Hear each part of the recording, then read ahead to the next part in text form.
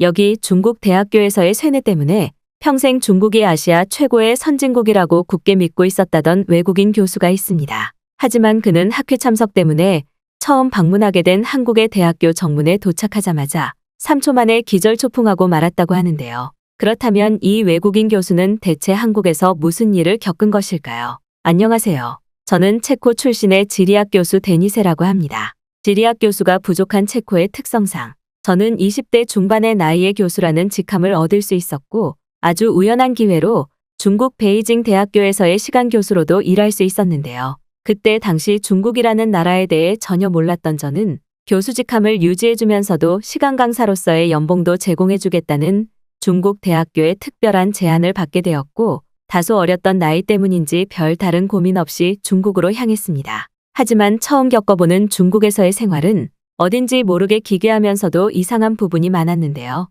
일단 중국 대학교에서의 생활에서 제일 이해할 수 없었던 것은 제가 지리학 교수로서 일하고 있음에도 뜬금없이 중국의 위대한 역사나 서사에 대한 강제적인 강의 제공을 명령받았기 때문입니다.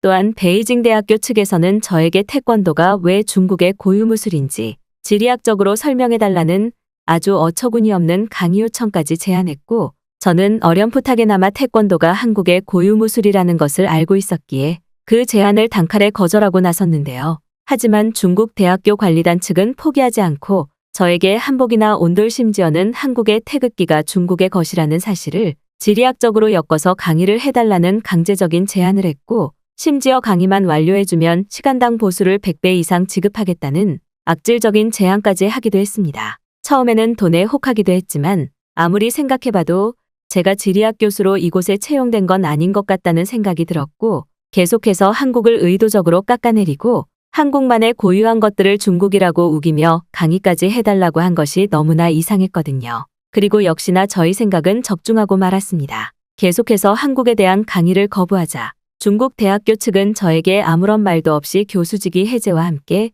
제가 제출했었던 논문들이 전부 사기라며 중국 대학교 커뮤니티를 통해 저를 의도적으로 몰아세웠고 저에게 단 1원의 보수도 지급하지 않은 채 중국 교수직에서 해임했기 때문이죠. 그리고 저는 그제서야 중국이라는 나라 자체가 한국의 굉장한 열등감을 느끼는 나라라는 것을 알 수 있었습니다.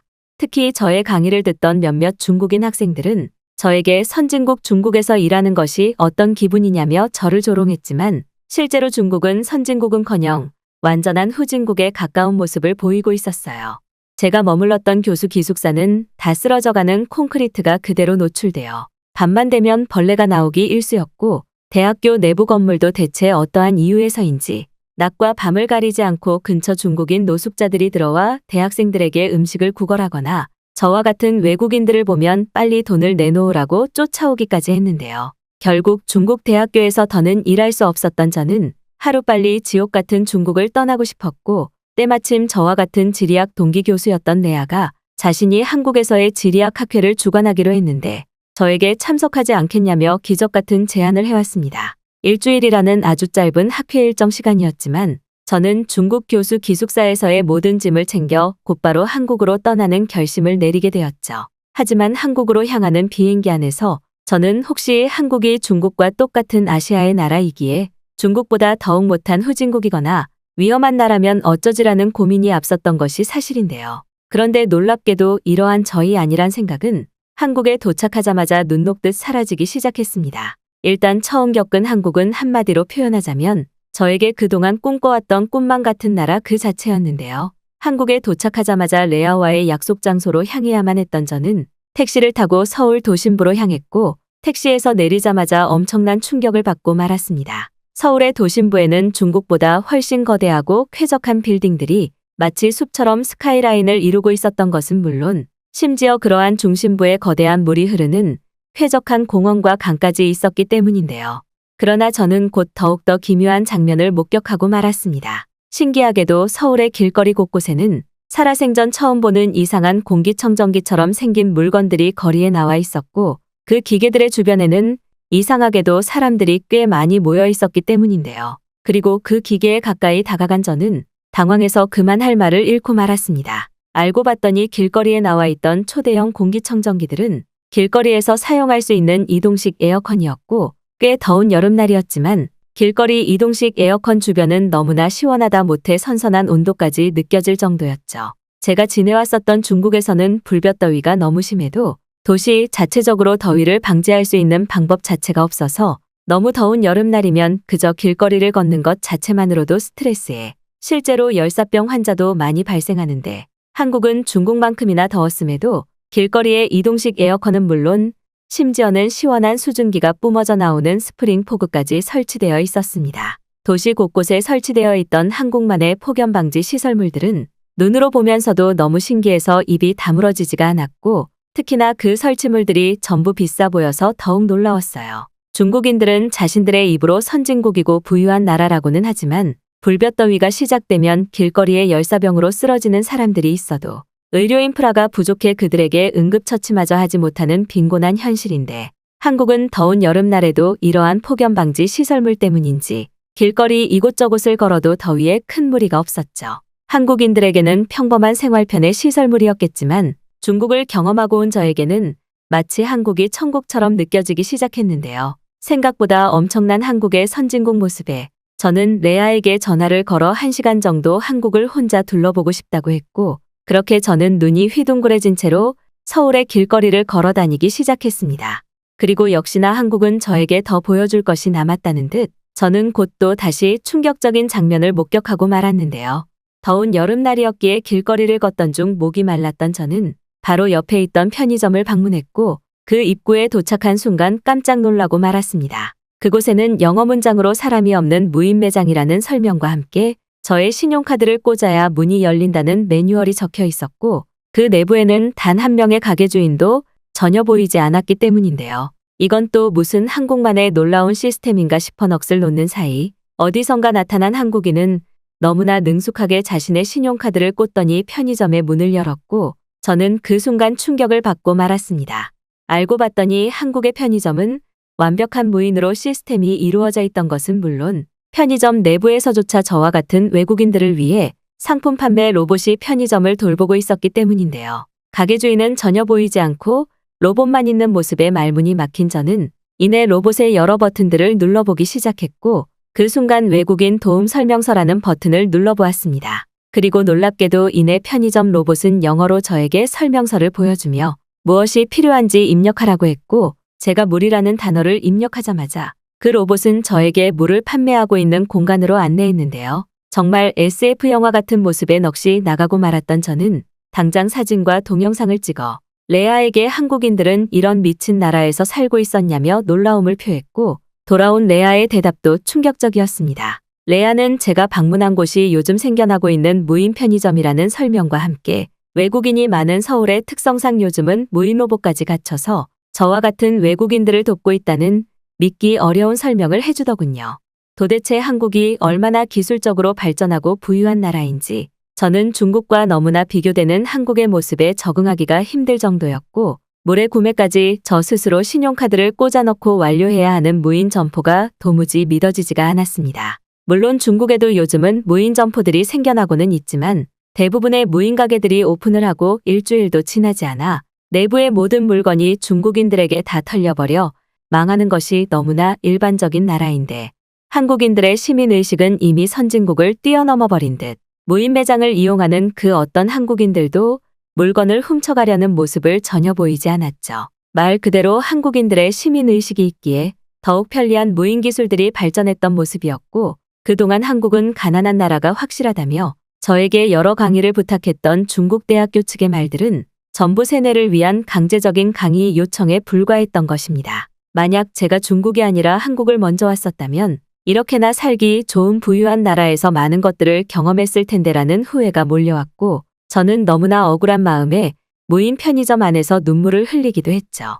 평소 무인 점포를 털어버리는 것은 물론 길거리에 물건까지 훔쳐가는 중국인들과 완전히 반대되는 한국인들의 청렴하고 정직한 모습은 저에게 신세계 그 자체였고 저는 그저 땅덩이만 큰 중국의 수준이 겨우 이 정도였나 싶어 코웃음만 나올 뿐이었습니다. 그리고 바로 그때 누군가 뒤에서 저의 이름을 부르는 소리가 들려왔는데요. 뒤를 돌아봤을 때는 저에게 한국으로의 학회 참석을 제안해준 레아가 반갑게 손을 흔들며 저에게 다가오고 있었고 저는 갑자기 나타난 레아의 모습에 당황스럽기도 했지만 이내 한국에서의 생활이 대체 얼마나 좋은 것이냐며 폭풍 같은 질문을 쏟아냈습니다. 알고 봤더니 레아는 제가 보내준 편의점의 사진을 통해 제가 있던 무인 편의점으로 왔던 것이었고, 저에게 학회에 참석하기 전 일단 자신이 일하는 근처 대학교 교수 사무실에 짐을 풀자는 제안을 하더군요.